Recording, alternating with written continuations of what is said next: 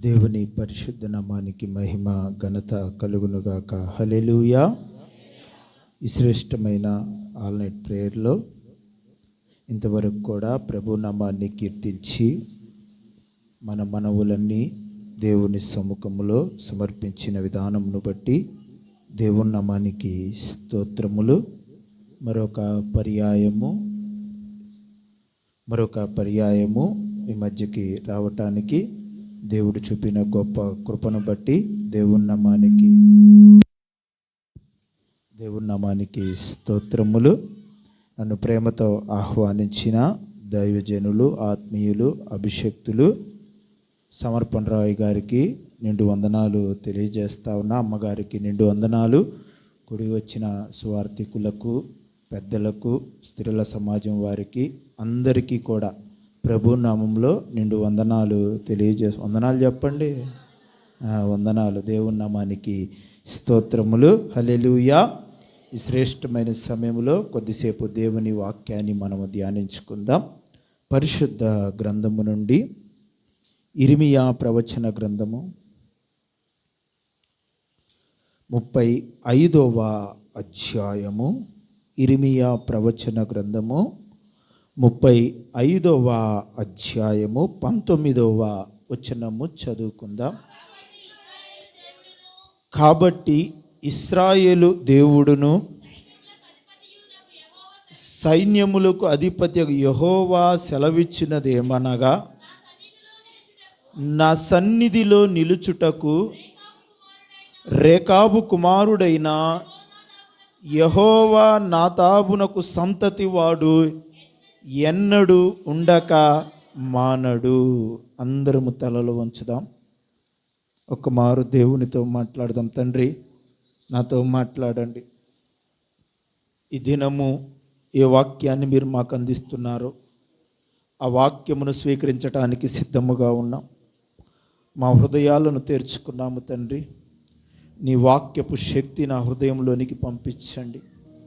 ఆ వాక్కులో ఉన్న జీవము, ఆ వాక్కులో ఉన్న శక్తి, ఆ వాక్కులో ఉన్న ప్రభావం ఈరోజు నన్ను దర్శించాలి తండ్రి అని ప్రభువుని అడుగుదాం.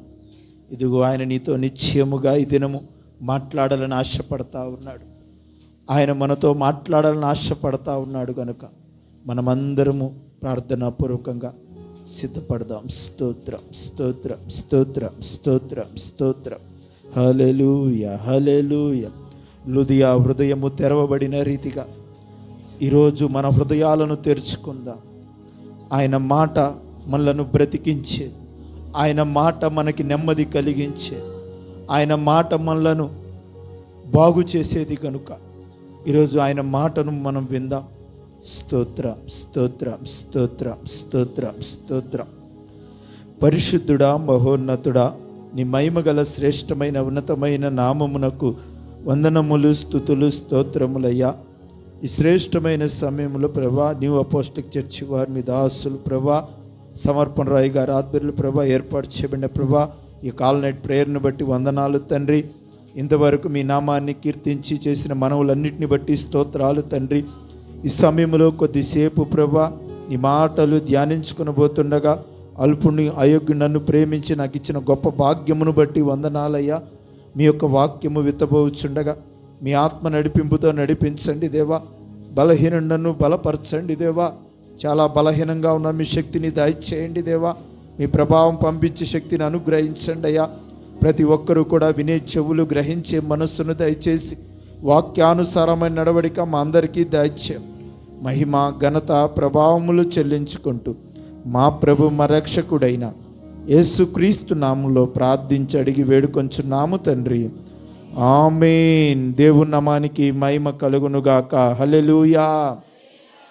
ప్రియమైన దేవుని బిడ్డలారా, దైవజనులు సమర్పణ రావు గారితో చాలా ఆత్మీయ అనుబంధము నాకు ఉంటా ఉన్నది. ప్రియమైన దేవుని బిడ్డలారా, సంపూర్ణ రాత్రి ప్రార్థనలు సంఘానికి చాలా ఆశీర్వాదకరములు.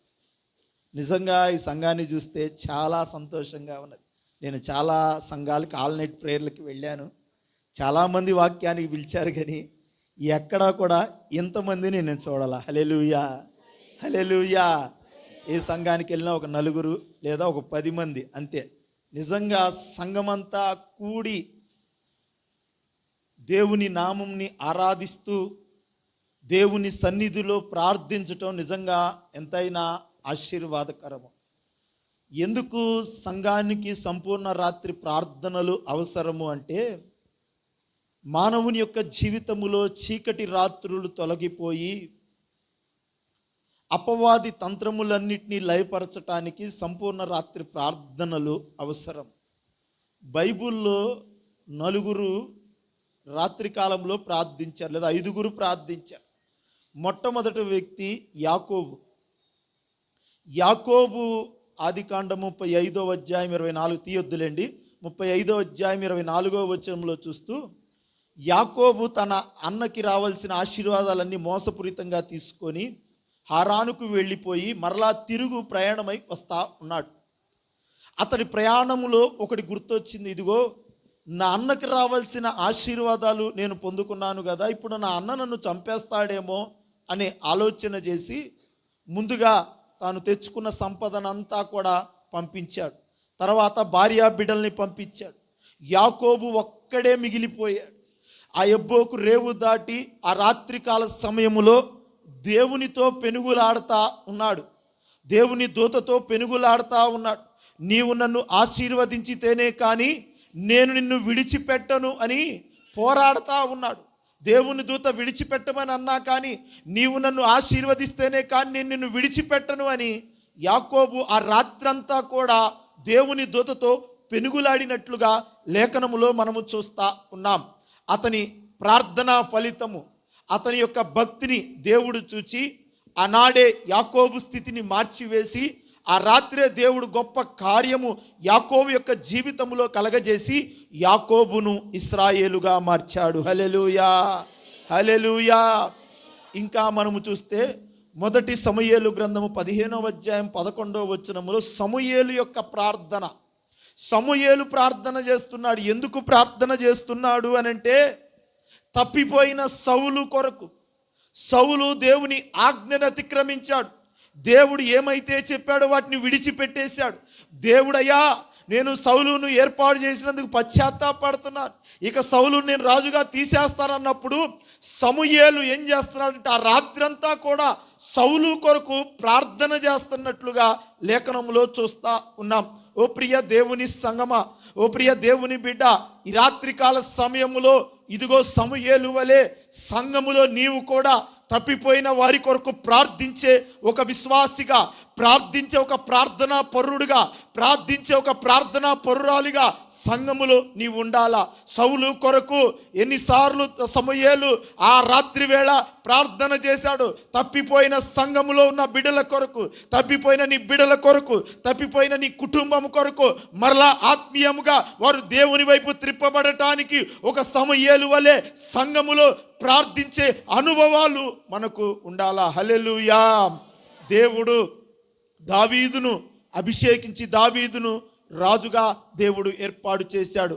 ఇంకా మనము చూస్తే మూడవది ప్రభువైన యేసుక్రీస్తు వారు లూకాసు వార్త 6వ అధ్యాయం 12వ వచనంలో చూస్తే ఆయన ప్రతిరోజు కూడా కొండపైకి వెళ్ళి ఆ రాత్రంతా ప్రార్థన చేస్తున్నట్లుగా మనము చూస్తూ ఉన్నాము. ప్రభువైన యేసుక్రీస్తు వారు మనకు మాదిరి. ప్రభువైన యేసుక్రీస్తు వారు కూడా రాత్రంతా ప్రార్థనలో బలపడేవారు.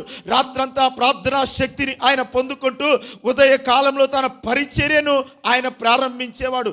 ఉదయ కాలము అనేకమైన అద్భుత ఆశ్చర్య కార్యములు మన జీవితాల్లో జరగాలన్నా, ఇదిగో మన యొక్క జీవితంలో ప్రతి ఒక్క కార్యములు జరగాలన్నా ఇదిగో ప్రభువైన యేసుక్రీస్తు వారు రాత్రికాల సమయంలో ప్రార్థించిన రీతిగా ఇదిగో సంఘములో ఉన్న నీవు నేను కూడా ఇదిగో దేవుడు మనకిచ్చిన సమయాన్ని బట్టి దేవుని సన్నిధిలో గడిపే వారముగా మన జీవితాలు ఉండాలి. హల్లెలూయా. 4వది మనము చూస్తూ ఉంటే అపోస్తుల కార్యములు 12వ అధ్యాయంలో మనము చూస్తే పేతురు గారు చెరసాలలో ఉన్నప్పుడు సంఘం అయితే అతని కొరకు అత్యాశక్తితో ప్రార్థన చేయుచుండెను. సంఘము ప్రార్థన చేస్తూ ఉన్నది. సంఘము రాత్రి వేళ ప్రార్థన చేస్తూ ఉన్నది. సంఘము ఎందుకు ప్రార్థన చేస్తూ ఉందంటే వారి అవసరతల కొరకు కాదు. సంఘము ఎందుకు ప్రార్థన చేస్తుందంటే అక్కర్ల కొరకు కాదు. సంఘము ఎందుకు ప్రార్థన చేస్తూ ఉన్నది అనంటే ఇదిగో దేవుని సేవకుడైన పేతురు గారు చెరసాల్లో ఉంచబడ్డాడు. ఉదయ కాలమున అతని చంపేసే పరిస్థితులు, అటువంటి భయంకరమైన పరిస్థితుల్లో ఈ యొక్క పేతురు చెరసాల్లో ఉంటున్నప్పుడు సంఘం అయితే ఏం చేస్తా ఉన్నదంటే అతని కొరకు అత్యాశక్తితో ప్రార్థన చేస్తున్న సంఘముగా ఆనాడు సంఘము కనపడతా ఉన్నది. సంఘము ఆ రాత్రికాల సమయంలో భారము గలి సేవకుని కొరకు ప్రార్థన చేశారు. సంఘములో ఉన్న ప్రతి విశ్వాసి కూడా దైవజనుడు ఎలాగైనా విడిపించబడాల, దైవజనుడు మరలా కూడా ఇదిగో ఆ చెరలో నుండి విడిపించబడాలని సంఘము ప్రార్థన చేస్తూ ఉన్నది. ఈ రాత్రికాల సమయంలో మన జీవితాల్లో కూడా మన సంఘము కూడా ప్రార్థన చేసే అనుభవము కావాలా. ఇదిగో ఆనాడు పేతురు అయితే చెరసాల్లో ఉన్నాడు, ఉదయ కాలం అతని చంపేస్తారు. ఈనాడు మన బిడ్డలు చెరలో బ్రతుకుతా ఉన్నారు. ఇదిగో ఈరోజు మన కుటుంబాలు చాలామంది చెరలో బ్రతుకుతున్న కుటుంబాలుగా కనపడతా ఉన్నవి. ఆ చెర నుండి వారు విడిపించబడాలా. ఇదిగో అపవాది చేతిలో చిక్కుకున్న వారి జీవితాలు విడిపించబడాలంటే సంఘము ఏ రోజైతే అత్యాశక్తితో ప్రార్థన చేసిందో ఆ రోజు ఆ యొక్క పరిస్థితి మార్చబడింది. ఆ రోజు సంఘ పరిస్థితి మార్చబడినది. ఎక్కడైతే సంఘము ప్రార్థన చేస్తుందో చెరలో ఉన్న పేతుర్ని దేవుడు విడిపించి సంఘము దగ్గరకే తీసుకొని వచ్చాడు. హల్లెలూయా, హల్లెలూయా. ఈ రాత్రికాల సమయంలో నువ్వు ఎవరి కొరకైతే సంఘములో ప్రార్థన చేస్తున్నావో, ఏ చెరలో ఉన్న వారి కొరకు నువ్వు ప్రార్థన చేస్తున్నావో వారు విడిపించబడి మన యొక్క అపోస్టలిక్ చర్చిలో వారిని దేవుడు తీసుకొని వచ్చునుగాక. ప్రియమైన దేవుని బిడ్డలారా, చెరలో ఉన్నవారు విడిపించబడాలా. అపవాది చేతిలో ఉండటము కాదు, దేవుని చేతిలో ఒక బలమైన శక్తిగా వాడబడాలి. దేవుని చేతిలో ఒక బలమైన పాత్రలుగా మన బిడ్డలు వాడబడాలా. సంఘము రాత్రికాల ప్రార్థన చేసింది. 5వది మనము చూస్తూ ఉంటే పౌలు శీలలు చెరసాలలో చిక్కుకున్నారు. అర్ధరాత్రి వేళ వారు ఏం చేస్తున్నారంటే, మాకెందుకు ఈ పరిస్థితి వచ్చిందని అనుకోలేదు, మాకెందుకు ఇటువంటి స్థితి వచ్చిందని అనుకోలేదు. కానీ ఆ రాత్రి కాల సమయంలో వారందరూ కూడా దేవుణ్ణి స్తుతిస్తూ ఉన్నారు, దేవునికి ప్రార్థన చేస్తూ ఉన్నారని లేఖనములో మనము చూస్తానా. ఆ రాత్రంతా వారితో పాటు ఖైదీలందరూ కూడా కూడి దేవుణ్ణి ప్రార్థిస్తూ స్తుతిస్తున్నట్లుగా చూస్తూ ఉన్నాం. వారు స్తుతిస్తున్నప్పుడు ఒక గొప్ప కార్యము జరిగింది. ఆ చెరసాలలో ఒక తుఫాను లాగానే అందరూ వెళ్ళిపోయారు అనుకున్నాడు ఆ చెరసాల నాయకుడు. చంపుకోవటానికి చూస్తూ ఉంటే వారు అయ్యా నువ్వేం చేసుకోవద్దు, అందరు ఇక్కడే ఉన్నారన్నప్పుడు అతడు అంటున్నాడు, అయ్యలారా రక్షణ పొందుటకు నేనేమి చేయవలేను, యేసునందు విశ్వాసం ఉంచుమయ్యా, నీవును నీ ఇంటి వారును రక్షణ పొందుతారని చెప్పారు. ప్రియా దేవుని బిడ్డలారా, పౌలు శీలల రాత్రికాల సమయంలో వారి స్థితిని చూసుకుంటూ అంతే ఉంటే ఆ చెరసాల నాయకుడికి రక్షణ వచ్చేది కాదు, ఆ చెరసాలలో ఉన్న వారికి రక్షణ వచ్చేది కాదు. ఈరోజు ఒక రాత్రి కాసం నువ్వు చేస్తున్న ప్రార్థన ఏముందిలే అనుకుంటున్నావేమో. ఈ ప్రార్థనే రేపుటి నీ కుటుంబానికి ఒక ఆశీర్వాదకరమైన మెట్టు. హల్లెలూయా. సంఘానికి ఆశీర్వాదకరమైన మెట్టు. వారు మాత్రమే కాక అనేక మంది చరిత్రలో చాలామంది ప్రార్థనా పరులు ఉన్నారు. వారి ప్రార్థన ఫలితాలే ఈనాడు నీవు నేను సజీవ లెక్కలో ఉండి దేవుని సన్నిధిలో నిలిచి ఉన్నాం. హల్లెలూయా, హల్లెలూయా. ప్రియమైన దేవుని బిడ్డలారా, ప్రార్థనను మనం మరువకూడదు. దేవుడు వాక్యపేతురు పత్రికలో ఉంటుంది, ప్రభు కన్నులు నీతిమంతుల మీద, ఆయన చెవులు వారి ప్రార్థనల వైపు ఉన్నవని వాక్యంలో చూస్తా ఉన్నా. నీ ప్రార్థన ఆయన వినాలని ఆశపడతా ఉన్నాడు, నీ మొర ఆయన వినాలని ఆశపడతా ఉన్నాడు. అటువంటి ప్రార్థనా పరులుగా సంఘములో ఉందుముగాక. హల్లెలూయా, హల్లెలూయా. మన వాక్య భాగంలోనికి వద్దాం. ఇర్మియా గ్రంథము 35వ అధ్యాయము.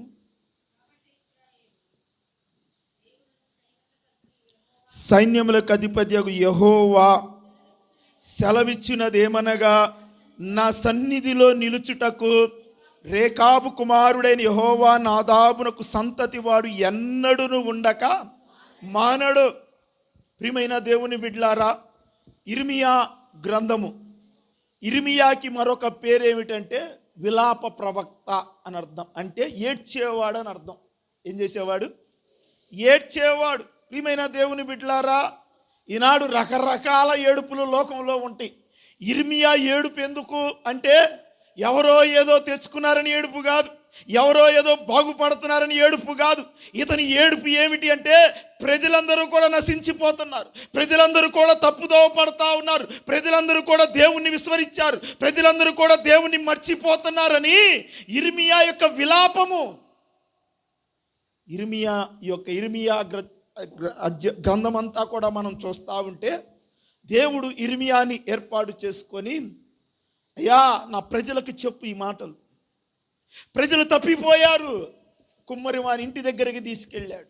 ఇదిగో కుండ ఎలా తయారు చెబుత చూపిస్తూ, నా ప్రజలు నేను అలాగ చేశానయ్యా, అయినా వారు నా మాట వినట్లేదు అని అనేకమైన అనుభవాలు దేవుడు నేర్పిస్తున్నాడు. ఇర్మియాకి చెప్పాడయ్యా, వెళ్ళి ప్రజలకు చెప్పయ్యా, మందిరం గడప దగ్గర నిలబడి చెప్పయ్యా, ఇదిగో గౌన్ల దగ్గర నిలబడి చెప్పయ్యా. ఇర్మియా మాటలు విన్నవారు హేళన చేశారు, ఇర్మియా మాటలు విన్నవారు చెరసాలలో పడేశారు, ఇర్మియా మాటలు విన్నవారు గుంటలో పడేశారు, ఇర్మియా అనేకంగా వేధించాడు. దేవుడు చూశాడు. అప్పుడు దేవుడికి ఒక ఆలోచన వచ్చి, ఇర్మియా ఇదిగో నేను ఒక మాట చెబుతున్నాను, ఆ మాట విను. ఏమిటి అని చెప్తూ చివరి వచనములో ఇర్మియా మాట్లాడుతూ, కాబట్టి ఇశ్రాయేలు దేవుడను సైన్యముల అధిపతి యెహోవా సెలవిచ్చినది ఏమనగా, నా సన్నిధిలో నిలుచుటకు రేకాబు కుమారుడైన యెహోవా నాదామునకు సంతతి వాడు ఎన్నడు ఉండక మానడు. హల్లెలూయా. దేవుడు మాట్లాడుతున్నాడు, ఇర్మియా రేకాబు కుమారుడు యెహోవా నాదాబు సంతతి వాడు ఎన్నడు ఉండక మానడు. ఎక్కడయ్యా? అయ్యా నీ సన్నిధిలో ఉండటానికి, దేవుని సన్నిధిలో రేకాబు కుమారుడైన యెహోవా నాదాబు సంతతి వారు ఎన్నడు ఉండక మానడు. అంటే నా సన్నిధిలో వారు నిలబెడతారు, నా సన్నిధిలో వారు నిలిచే భాగ్యమునిస్తారు. భక్తులకు ఆనాడు ఆశ ఏమిటంటే వారి కుటుంబాలు దేవుని సన్నిధిలో నిలవాలనే ఆశ. ఆనాడు దావీదు కూడా, అయ్యా దయచేసి నా కుటుంబం నిత్యము నీ సన్నిధిలో ఉండినట్లు ఆశీర్వదించుమో అంటా ఉన్నాడు. నా కుటుంబం అంతా ఎక్కడెక్కడో ఉండటము కాదు, నా కుటుంబం అంతా నీ సన్నిధిలో నిలబడాలా. ప్రియా దేవుని బిడలారా, ఈరోజు మన కుటుంబాలు దేవుని సన్నిధిలో నిలుస్తున్నాయా? ఈరోజు మన కుటుంబాలు దేవుని సన్నిధిలో నిలిచి ఉంటున్నాయా? ఈనాడు ఇక్కడ చదువుకున్న భాగంలో ఎందుకు దేవుడు ఇశ్రాయేల్ దేవుడు సైన్యములకు అధిపతి యెహోవా సెలవిస్తా ఉన్నాడు, నా సన్నిధిలో నిలుచుటకు వారు ఉండక మానరు. అంత గొప్పగా వీరిలో ఏం కనపడుతుంది? ఆ సన్నిధిలో నిలిచే భాగ్యమును దేవుడు ఎందుకు ఈ కుటుంబానికి అనుగ్రహించాడు? ఈ సంతతి వారికి దేవుని సన్నిధిలో ఉండటానికి ఎందుకు అంత గొప్ప భాగ్యము దేవుడిచ్చాడు? ఆనాడు దావీదు ప్రార్థన చేసిన, నా కుటుంబము నీ సన్నిధిలో ఉండాలన్నా కానీ దేవుడు ఆన్సర్ ఇవ్వాల. సింహాసనం నీ తరం వారు ఉంటారని చెప్పాడు, కానీ నా సన్నిధిలో నీ కుటుంబముడే దేవుడు చెప్పలా. కానీ ఇక్కడ ఒక కుటుంబానికి మాత్రం నా సన్నిధిలో నిలుచుటకు ఈ సంతతి వారు ఎవడును ఉండక మానడు. అంటే ఎన్ని పరిస్థితులు వచ్చినా ఈ కుటుంబం ఉంటుంది, ఎన్ని శోధనలు వచ్చినా ఈ కుటుంబం ఉంటుంది, ఎన్ని అపవాద తంత్రములు వచ్చినా ఈ కుటుంబం ఉంటుంది, నా సన్నిధిలో ఉంటుంది. ఎందుకంటే ఆయన సన్నిధిలో సంపూర్ణ సంతోషము కలదు. హల్లెలూయా, హల్లెలూయా. ఆనాడు దేవుని సన్నిధిలో కొరకు ఎంతమందో ప్రయాసపడ్డారు. కోరాహు కుమారులు దేవుని సన్నిధి కొరకు ప్రయాసపడతా ఉన్నారు. దుప్పి నీటి వాగుల కొరకు ఆశపడినట్లు నా ప్రాణము దేవుని కొరకు ఆశపడతా ఉన్నదయ్యా. జనులు దేవుని సన్నిధికి ఎప్పుడు వచ్చేదమో, దేవుని సన్నిధిలో ఎప్పుడు ఉండాలనే ఆశ వారిలో కనపడతా ఉన్నది. దేవుని మందిర ఆవరణను చూడవల్ల వారి ప్రాణము, వారి శరీరము ఆనందముతో కేకలు వేస్తూ ఉన్నది. మరి ఎవ్వరికి అంత గొప్ప భాగ్యం దక్కని ఈ కుటుంబానికి మాత్రం దేవుడు మాట్లాడుతున్నాడు. ఇది ఏ కుటుంబం అంటే రేకాబీల కుటుంబం. ఏ కుటుంబం? రేకాబీల కుటుంబం. హల్లెలూయా. ఎందుకు ఆ కుటుంబాన్ని దేవుని సన్నిధిలో నిలబడటానికి, దేవుని సన్నిధిలో ఉండటానికి దేవుడు అంత గొప్పగా హెచ్చించటానికి కారణం ఏమిటి? ఒక 5 విషయాలు చెప్పి నేను ముగిస్తాను. మొట్టమొదటిది, ఇర్మియా గ్రంథం 35వ అధ్యాయము 2వ వచనం చదవండి.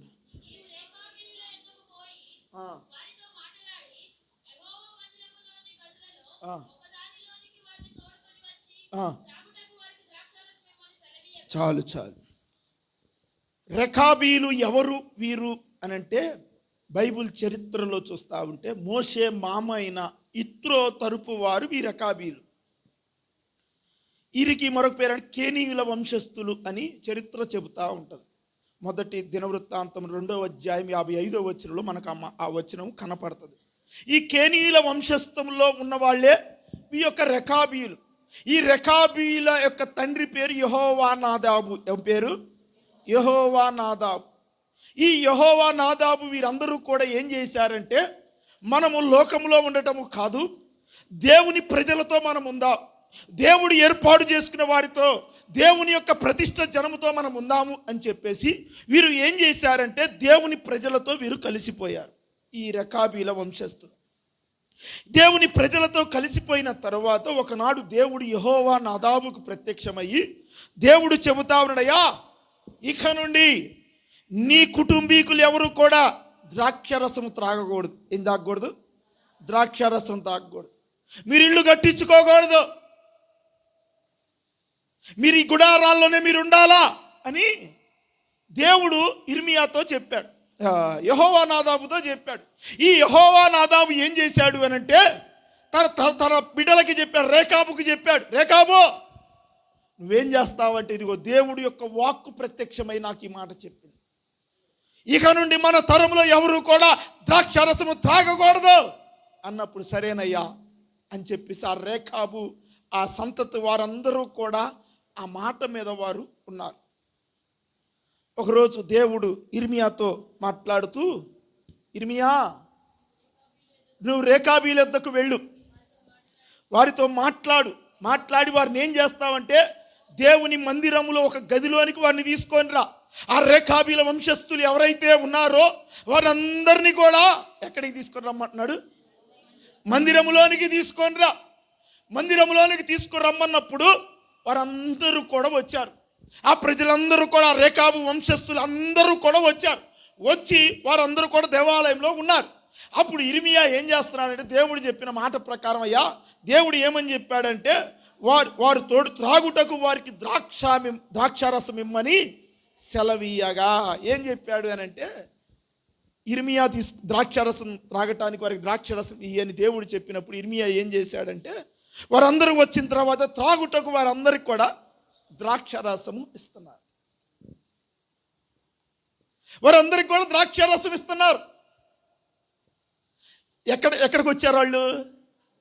మందిరంలోనే ఉన్నారు. ద్రాక్షారసం ఇస్తుంది ఎవరు? సేవకుడు ఇర్మియా ప్రవక్త ఇస్తున్నాడు.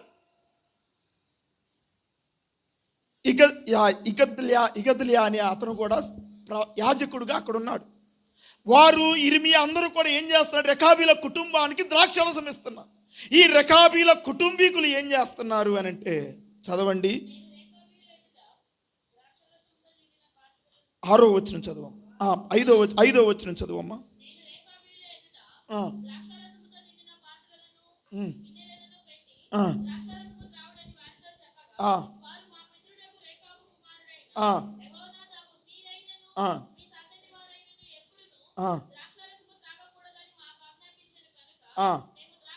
మేము ద్రాక్షారసము త్రాగము. హల్లెలూయా, హల్లెలూయా.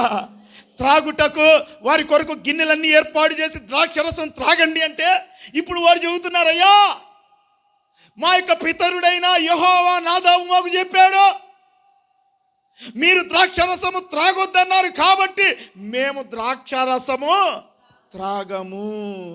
మొదటి అనుభవం ఏమిటి అంటే, వీరు స్థిరమైన సమర్పణ జీవితము కలిగిన కుటుంబం.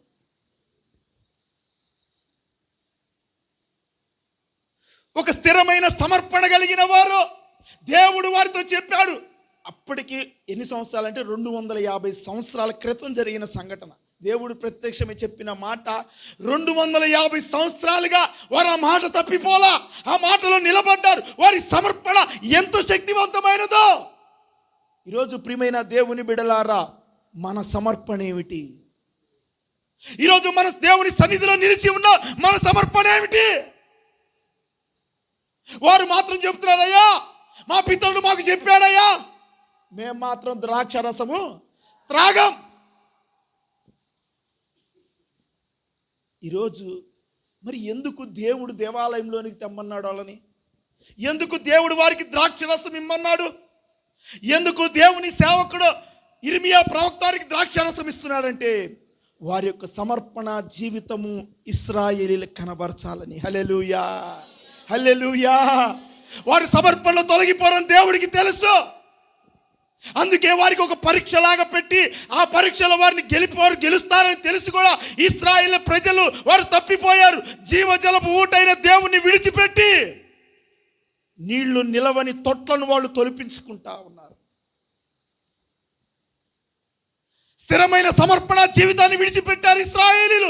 కానీ రకాబీల కుటుంబీకులు మాత్రము ఎప్పుడో 250 సంవత్సరాల క్రితము వారి పితరుడైన యెహోవా నాదాబు చెప్పిన మాట ప్రకారం మేము మాత్రం ద్రాక్షారసము త్రాగము.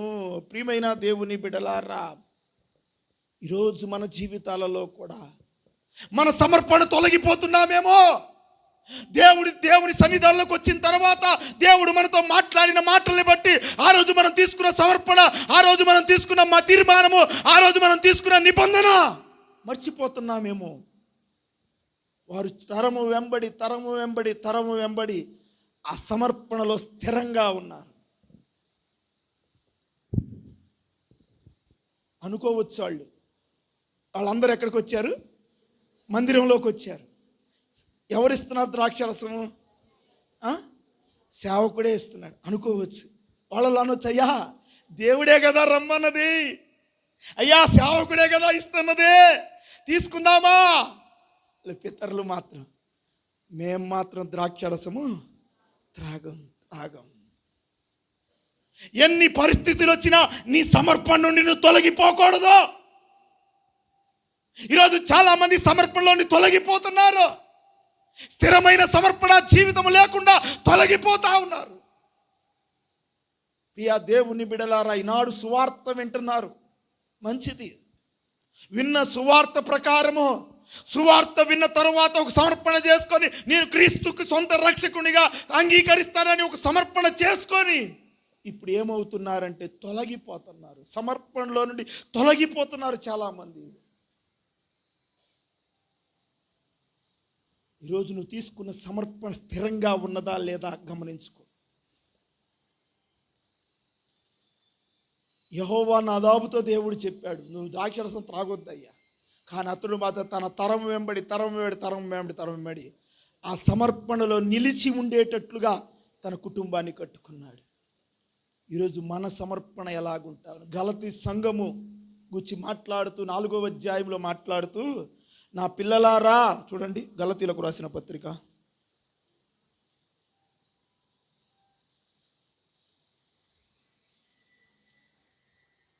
4వ అధ్యాయం 19వ వచనం, నా పిల్లలారా, క్రీస్తు స్వరూపం మీ యందు ఏర్పడు వరకు మీ విషయమై నాకు మరలా ప్రసవ వేదన కలుగుచున్నది. హల్లెలూయా.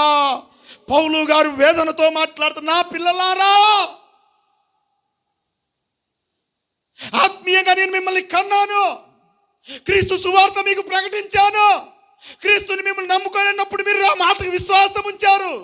ఇప్పుడు ఏమైపోయింది? నా పిల్లలారా, క్రీస్తు సారూప్యతను కోల్పోయారు. క్రీస్తు సారూప్యతలో మీరు నిలవలేకపోయారు. క్రీస్తు స్వరూపం మీ యందు ఏర్పడు వరకు మీ విషయమై మరలా నాకు ప్రసవ వేదన కలుగుతుంది. ప్రియమైన దేవుని బిడ్డలారా, ప్రసవ వేదన.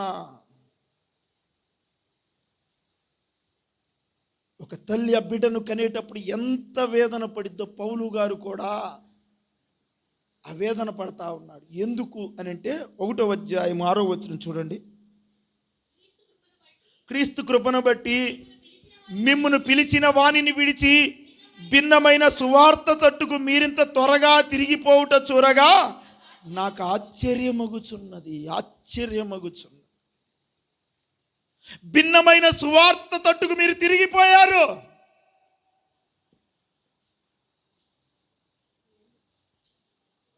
గలతీ సంఘమే, క్రీస్తు సారూప్యతలో ఉన్న సంఘమే ఇప్పుడు ఏమైపోయిందంటే పిలిచిన వాని పిలుపును విడిచిపెట్టారు. భిన్నమైన సువార్త తట్టు తిరిగారు. వారి సమర్పణ పోగొట్టుకున్నారు. ఈరోజు మన జీవితాలలో మన సమర్పణ జీవితము ఎలాగుంటా ఉన్నది? రెకాబీల కుటుంబము స్థిరమైన సమర్పణ. ఎన్ని పరిస్థితులు వచ్చినా వారి సమర్పణ వారు విడిచిపెట్టలేదు. సంసోను స్థిరమైన సమర్పణలో ఉండవలసిన వ్యక్తి, దేవుని చేత నాజీరు చేయబడిన వ్యక్తి, సమర్పణను కోల్పోయాడు, ప్రతిష్టతను కోల్పోయాడు. చివరికి తన బలాన్ని పోగొట్టుకున్న వ్యక్తిగా సంసోను జీవితము ఒక కన్నీటి ముగింపుగా అతని జీవితం కనపడతా ఉన్నది. ఈరోజు మన కుటుంబాలు స్థిరమైన సమర్పణ కలిగిన కుటుంబాలుగా ఉంటే ఆ కుటుంబాలను దేవుని సన్నిధిలో నిలిచే భాగ్యాన్ని దేవుడిస్తాడు. హల్లెలూయా, హల్లెలూయా. స్థిరముగా మనము దేవునిలో నిలబడాలి. స్థిరముగా నిలబడిన వారు, ప్రకటన గ్రంథంలో ఉంటుంది, దేవుని ఆలయములో ఒక స్తంభముగా నిలబెడతానని దేవుని వాక్యములో సెలవిస్తా ఉంది. దేవుని ఆలయంలో ఒక స్తంభముగా దేవుడు నిలబెడతాడు మనల్ని. కాబట్టి మన జీవిత స్థిరముగా మన సమర్పణ మనం కాపాడుకుందాం. హల్లెలూయా. రెండవది మనము చూస్తే ఇర్మియా గ్రంథము 35వ అధ్యాయము 8వ వచనం చదువు. కావున మా పితరుడైన రేకాబు కుమారుడగు యెహోవా నాదాబు మాకు ఆజ్ఞాపించిన సమస్త విషయములో అతని మాటను బట్టి మేము కానీ, మా భార్యలు కానీ, మా కుమారులు కానీ, మా కుమార్తెలు కానీ ద్రాక్షారసము త్రాగుటలేదు. వారు చెప్తా ఉన్నారు, మేమైనను మా పితరుడైన రేకాబు కుమారుడైన యెహోవా నాదా మాకి ఆజ్ఞాపించిన విషయములో, సమస్త విషయములో అతని మాటను బట్టి మేము కానీ, మా భార్యలు కానీ, మా కుమారులు కానీ, మా కుమార్తెలు కానీ ద్రాక్షారసము త్రాగటలేదు. మేము త్రాగట్లా, మా భార్యలు తాగట్లా, మా కుమారులు త్రాగట్లా, కుమార్తెలు తాగట్లా. 250 సంవత్సరాలుగా వారు ఆ మాటను కాపాడుకుంటూ వస్తున్నారే. రెండవ అనుభవం ఉంటే బాధ్యత కలిగిన కుటుంబం. ఏ కుటుంబం? బాధ్యత కలిగిన కుటుంబం. నిజంగా చదువుతున్నప్పుడు వాళ్ళు అంటున్నారు మేము కానీ, అంటే పురుషులు మేము త్రాగట్లా. పురుషులందరూ అంటే రేకాబీల వంశస్థులో వచ్చిన వాళ్ళందరూ వాళ్ళు తరం చెప్తారు. వాళ్ళు చెబుతూ మేము కానీ, మా భార్యలు కానీ. వాళ్ళు ఎక్కడి నుంచి వస్తారు? బయట నుండేగా అమ్మా, బయట నుండేగా వచ్చేది భార్యలు. వాళ్ళ ఆ బయట నుండి వచ్చే భార్యలు కూడా ఆ రేకాబీలు చెప్తున్నారమ్మా మాకు ఒక నిబంధన ఉన్నది, ఇదిగో రేపటి తరానికి అయి నువ్వు నేర్పించాలి, నువ్వు నేర్చుకోవాలా, రేపటి తరానికి కూడా నేర్పించాలా. బాధ్యత కలిగిన కుటుంబముగా రేకాబీల కుటుంబము కనిపిస్తా ఉన్నది. ఈరోజు భర్త బాధ్యత, భార్య బాధ్యతల్ని విస్మరిస్తా ఉన్నారు లోకంలో. భార్య ఉండవలసిన విధానంలో భార్య ఉండట్లా, భర్త ఉండవలసిన భర్త విధానంలో ఉండట్లా, వారిద్దరు ఉండకూడదు విధానంలో వారు బ్రతకటమే కాక బిడ్డలు కూడా బాధ్యతలు విస్మరిస్తా ఉన్నారు ఈనాడు లోకంలో. ప్రియా దేవుని బిడలగా చెప్పుకుంటూ కూడా వారి బాధ్యతల్ని మర్చిపోతా ఉన్నారు. బాధ్యత కలిగిన కుటుంబంగా నీ కుటుంబం ఉండాలి. ఆనాడు న్యాయాధిపతుల గ్రంథంలో ఒక మాట ఉంటుంది, యెహోవాను ఎరుగని క్రొత్త తరం ఒకటి పుట్టిందంటే. ఎవరిని ఎరుగని తరం? యెహోవాను ఎరుగని ఒక క్రొత్త తరం. దేవుని ఎరుగని తరం అంటే వారు పరిచయం చేయాలి దేవుని గురించి. దేవుడు చేసిన కార్యాలను చెప్పలా. దేవుడే ఎరుగని వారుగా ఒక క్రొత్త తరం పుట్టిందంట. రేపటి తరానికి నీ దేవుని నువ్వు పరిచయం చేయి. రేపటి తరానికి నీ భక్తిని నువ్వు పరిచయం చేయి. రేపటి తరానికి నీ ప్రార్థన పరిచయం చేయి. రేపటి తరానికి నువ్వు విన్న వాక్యము పరిచయం చేయి. ఈరోజు బాధ్యతలు కనపడట్లేదండి కుటుంబాలలో. ఈ రెకాబీల కుటుంబీకులు మాత్రం మేము కానీ, మా భార్యలు కానీ, మా కుమారులు కానీ, మా కుమార్తెలు కానీ మేము మాత్రం ద్రాక్షరసం రాగా ఎంతగా వాళ్ళు ఆ బాధ్యతలో నిలిచి ఉన్నారు అని ఉండవచ్చు. అదే నేను అనుకుంటాను, వారిలో ఒక్కరు కూడా అనలేదా, ఎప్పుడో దేవుడు 250 సంవత్సరాల క్రితం చెబితే ఇప్పుడు మేమెందుకు ఉండాలా? ఇప్పుడు నేటి తరం ఇదే కనపడతా ఉన్నది. నేటి తరం యవ్వనస్తులు ఈ విధంగానే కనపడుతున్నారు. మేమెందుకు ఆ మాటలు వినాలా? మేమెందుకు తల్లి మాట వినాలా? మేమెందుకు తండ్రి మాట వినాలా? మేమెందుకు పెద్దల మాట వినాలా? ప్రియా దేవుని బిడ్డలారా, నీ బాధ్యతను విస్మరించావు అనంటే బిడ్డలు పడిపోయే పరిస్థితి ఉంటుంది. ఒక తల్లిగా, ఒక తండ్రిగా బాధ్యతలు బిడ్డలకి నేర్పించండి. వారికి ప్రార్థన అనుభవాలను వారికి నేర్పించండి. దేవుని వాక్య అనుభవాలు నేర్పించండి. సువార్త వారికి నేర్పించండి. దేవుని సహవాసం నిలిచి ఉండటం నేర్పించండి. సొలొమోను తర్వాత అతని కుమారుడైన రెహబాము రాజుగా ఏర్పాటు చేయబడ్డాడు. రాజుగా ఏర్పాటు చేయబడిన తర్వాత కొంతమంది వచ్చారయ్యా, మీ తండ్రి మా మీద భారం పెట్టాడయ్యా అని అంటే, అప్పుడు 3 రోజులు ఆగి రండి అని చెప్పాడు. పెద్దల దగ్గరికి వెళ్ళాడు. రెహబాము అయ్యా వచ్చారు, ఏం చెప్పమంటారు అంటే, అప్పుడు పెద్దలు చెప్తారయ్యా, నువ్వు వారి ఎడల దయాదాక్షిణ్యములు చూపించయ్యా, వారి ఎడల కొంచెం జాలి చూపిస్తే వారు నీకు లోబడతారయ్యా అని చెప్పాడు. సరే అన్నాడు. ఇంతలో ఈ రెహబాము ఏం చేశాడు అని అంటే, తన తోటి స్నేహితులను పిలిపించి వాళ్ళ సలహా తీసుకున్నాడు. వాళ్ళు ఏం చెప్పారు అని అంటే, ఇదిగో వాళ్ళని ఇంకా ఎక్కువగా కష్టపెట్టు, వాళ్ళని ఇంకా ఎక్కువగా బాధ పెట్టు, వాళ్ళని ఎక్కువగా నష్టపరచు అని చెప్పాడు. ఈ పెద్దల మాటను పక్కన పెట్టాడు.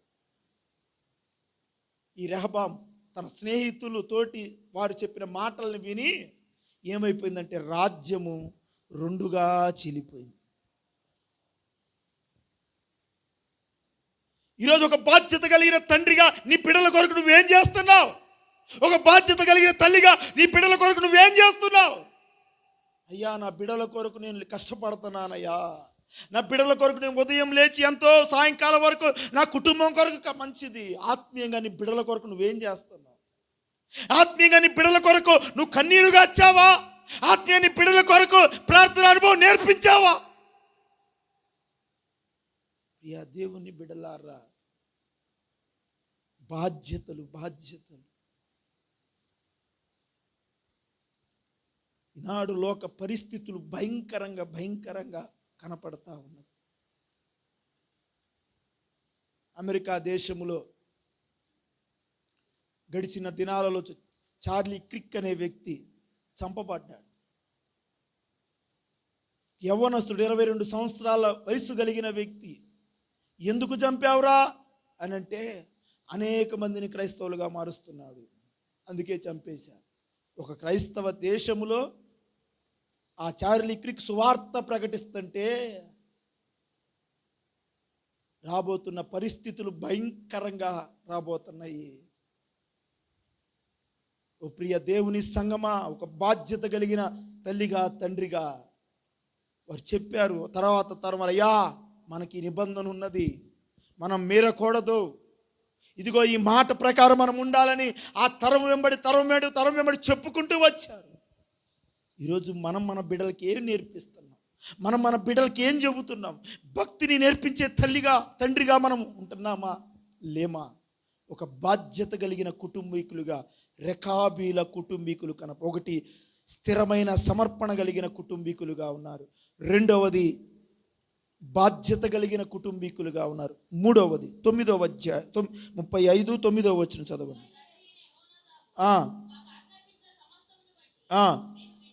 మేము విధేయులమగునట్లు. చాలు చాలు చాలు. 14వ వచనం కూడా చదవండి. ఆ ఆ ఆ నేటి వరకు తమ పితరుని ఆజ్ఞకు విధేయులై వారు ద్రాక్షారసము త్రాగకున్నారు. మూడవది విధేయత కలిగిన కుటుంబీకులు. ఏ కుటుంబీకులు? విధేయత కలిగిన కుటుంబీకులు. మొదటిది పాస్టర్ గారి పేరేగా, చెప్పండి తనకి. పాస్టర్ గారి పేరు పలకలేకపోతున్నారా? దేవునికి స్తోత్రం, హల్లెలూయా.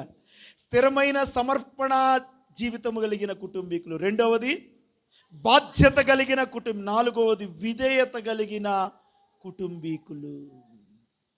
మేము మా పితరుడికి విధేయత కనపరుస్తున్నాం, ఆ విధేయత మేము చూపుతాం. ఈరోజు మన జీవితాలలో మన విధేయత ఏమిటి? ఏ విధంగా మనం విధేయత కనపరుస్తున్నాం సంఘానికి? ఏ విధముగా సేవకునికి మనం విధేయత కనపరుస్తున్నాం? ప్రియా దేవుని బిడలారా, ఆ రెకాబీల కుటుంబాలను గురించి మాట్లాడుతూ వారు విధేయత కలిగిన వారుగా దేవుని వాక్యములో కనపడతా ఉంది. రోమిలకు రాసిన పత్రిక 5వ అధ్యాయము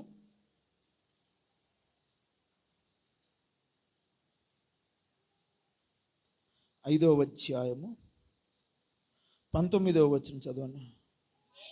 ఏలయనగా ఒక మనుషుని అవిధేయత వలన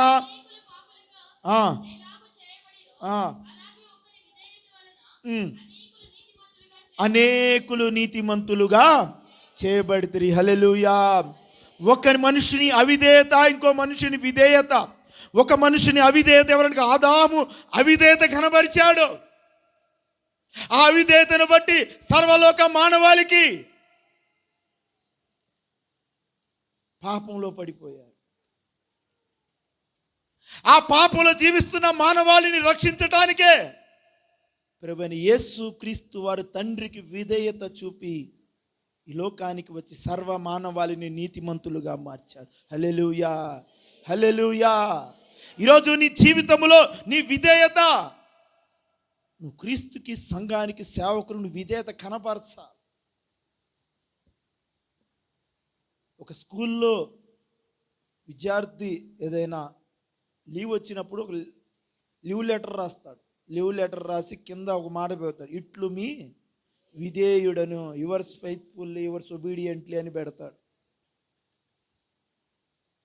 అది పెట్టకుండా నాకు సెలవి, నా ఇష్టం వచ్చినప్పుడు వస్తాను అంటే కుదిరిద్దా? కుదరదు. ఆ స్కూల్ యాజమాన్యానికి బిడ్డ విధేయత కనబరచాల. దేవుని బిడ్డగా, క్రీస్తుని అంగీకరించిన వ్యక్తిగా సంఘానికి నువ్వు విధేయత కనబరచాల. ఒక విధేయత కలిగిన బిడ్డగా నువ్వు ఉంటేనే ఆయన సన్నిధిలో నిలిచి ఉండే భాగ్యమును దేవుడు నీకు ఇస్తాడు. ఇదే రోమిలకు రాసిన పత్రిక 16వ అధ్యాయము 19వ వచనం చదవండి. మీ విధేయత అందరికీ ప్రచురమైనది కనుక మిమ్మును గూర్చి సంతోషించుచున్నాను. రోమీల సంఘమును గూర్చి పౌలు గారు మాట్లాడుతూ, మీ విధేయత అందరికీ ప్రచురమైనది కనుక మిమ్మును గూర్చి సంతోషించుచున్నాను. ఈ రోమా సంఘము విధేయత కనబడి అది అందరికీ ప్రచురం అవటాన్ని బట్టి సంతోషము కలుగుతా ఉన్నది. ఈరోజు నువ్వు విధేయత నేర్చుకోవటానికి ఎక్కడికెక్కడికో కాదు, కానీ క్రీస్తు పాదాలు పట్టుకో, క్రీస్తుని అంగీకరించు. ఆ విధేయతలో నిలిచి ఉంటే దేవుని సన్నిధిలో నిలిచే భాగ్యమును దేవుడు మనకిస్తాడు. హల్లెలూయా. 4వది చూద్దాం, 16వ వచనం, ఇర్మియా గ్రంథం 35.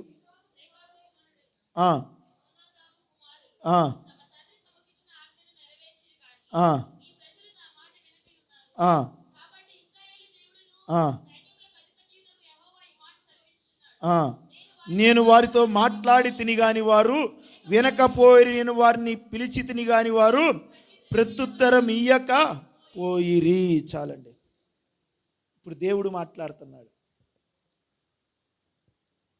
ఇదిగో వాళ్ళ తండ్రి వారికి చెప్పిన మాట ప్రకారం వారు నిలిచి ఉన్నారు, కానీ నా ప్రజలు మాత్రం నా మాట వినట్లేదు. నేను పెందల కడ లేచి చెబుతున్నా, నా మాట వినట్లేదు. నేను చెప్తున్న మాటకు కూడా ప్రత్యుత్తరం ఇవ్వట్లేదు. ఈ రెకాబీల కుటుంబం ఎలా కనపడుతుంటే మాదిరికరమైన కుటుంబీకులుగా కనపడుతుంది. బి ఎగ్జాంపుల్, మాదిరికరమైన కుటుంబీకులుగా కనపడుతున్నారు. అన్యులైనప్పటికీ దేవుని ప్రజలతో కలిసిపోయి దేవుడు వారితో చెప్పిన మాట ప్రకారం నిలబడి ఇప్పుడు దేవుని ప్రజలకే వారు మాదిరికరంగా కనపడతా ఉన్నారు. ఈరోజు మన మాదిరి ఏమిటి? మనల్ని గూర్చి, మనల్ని చూసి ఎవరు ఏం నేర్చుకుంటున్నారు?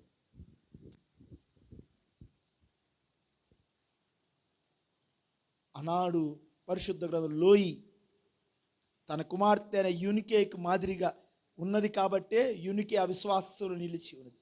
లోయి యూనికే వారిద్దరు విశ్వాసంలో మాదిరిగా ఉన్నారు కాబట్టే తిమోతి మాదిరికరంగా కనపడ్డాడు. ఈరోజు సంఘములో మన మాదిరి ఏమిటి? మనలను చూసి ఏ మాదిరి నేర్చుకుంటున్నారు? ఈయన గురించి మాటలు వారు మాత్రం మాదిరిగా కనపడుతున్నారు. దేవుడు మాట్లాడు, నేను మీకు చెప్పినా వినట్లేదు. ఈరోజు మనల్ని గూర్చి ఏ మాదిరి సంఘములో మన సేవకుడు చెప్పే విధంగా, మన సేవకుడు మన గురించి, అబ్బా పలానా తల్లి ప్రార్థనా పరురాలు, పలానా తండ్రి ఇదిగో దేవుని పరిచర్యలో నిలబడే వ్యక్తి, ఆ కుటుంబం మాదిరికరమైన కుటుంబం, దేవుని పరిచర్యలో ఉండే కుటుంబం, ఒక మాదిరికరమైన కుటుంబంగా సంఘంలో మనం కనిపించాలా. ప్రియా దేవుని బిడ్డలారా, యోహాను సువార్త 13వ అధ్యాయం 15వ వచనం చూడండి.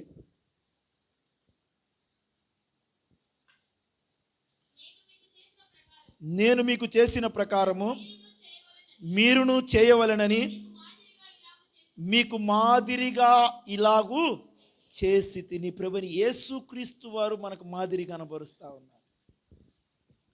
నేను మీకు చేశాను, మీరు ఇలాగ చేయాలని మీకు మాదిరిగా చెల్లాను. ఆయన ప్రేమ ఒక మాదిరి, ఆయన కనికరం ఒక మాదిరి, ఆయన జాలి ఒక మాదిరి. ఈరోజు క్రీస్తులోని మనం ఏం నేర్చుకుంటున్నాం? ప్రియమైన దేవుని బిడ్డలారా, ప్రభు బల్లో చేవేస్తాం మనం, ఆయన శరీరం పుచ్చుకుంటాం, ఆయన రక్తం త్రాగుతాం. ఇప్పుడు మనలో ఏముంది? ఆయన శరీరం పుచ్చుకుని ఆయన రక్తం త్రాగాను. ఇప్పుడు నాలో ఏముంది చెప్పండి అమ్మా? ఆయన శరీరం ఉంది, ఆయన రక్తం ఉంది. అంటే ఇప్పుడు నేను ఎలా కనపడాలా? ఇప్పుడు క్రీస్తు సారూప్యత నాలో రావాలి కదా. ఇప్పుడు నేను అబద్ధం ఆడానంటే ఏంది? ఇప్పుడు నేను అబద్ధం ఆడానంటే నాలో ఏం లేదు, క్రీస్తు సారూప్యత లేదు. పౌలు గారు అంటున్నాడు, ఇక నువ్వు జీవించువాడను నేను కాను, క్రీస్తే నా యందు జీవించుచున్నాడు. అంటే పౌలు గారి యొక్క జీవితంలో క్రీస్తుని కనపరుస్తున్నాడు, కానీ ఎక్కడా తాను కనపడలా. ఈరోజు నీ కుటుంబం సంఘానికి ఒక మాదిరికరంగా కనపడాలి. దెస్సలోనికి రాసిన మొదటి పత్రిక 1వ అధ్యాయం 7వ వచనం చూడండి.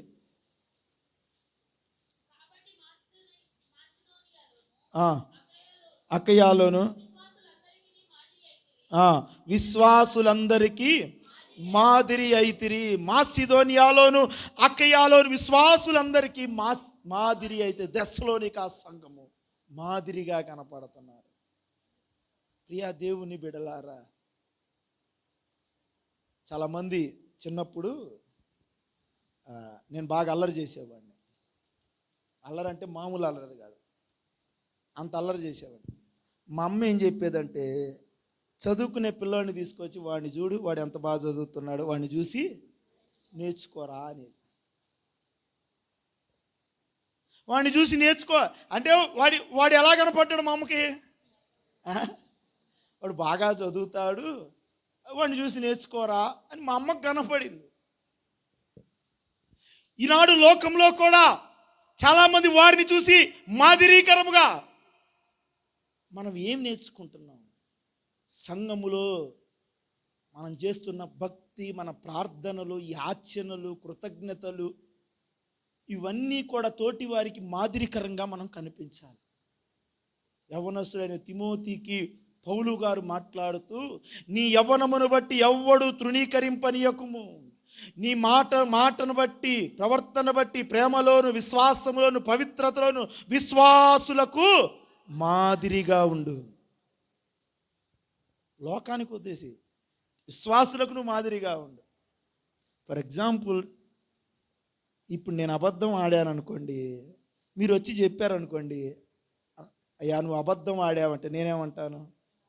అమ్మో మీ సంగతి మీరు చూసుకోండి, మా సంగతి ఎందుకు? ఈనాడు లోకంలో పరిస్థితులు ఇలా కనపడుతున్నాయి. బుద్ధి చెప్పే వాళ్ళ మాట వినట్లా,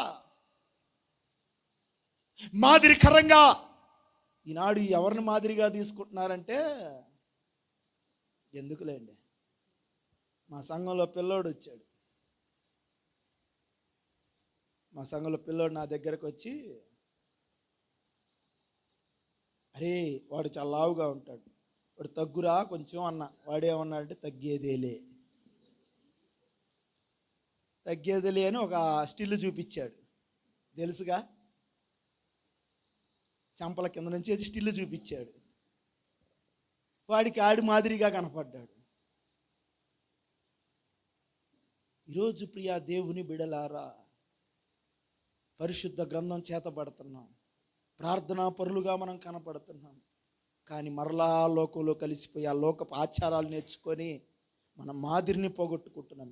ఈ రకాబీల కుటుంబీకులు మాత్రం, మేం మాత్రం మాదిరిని విడిచిపెట్టాం. వాళ్ళు అనేకులకు మాదిరిగా కనపడతా ఉన్నారు. చివరిగా 35వ అధ్యాయము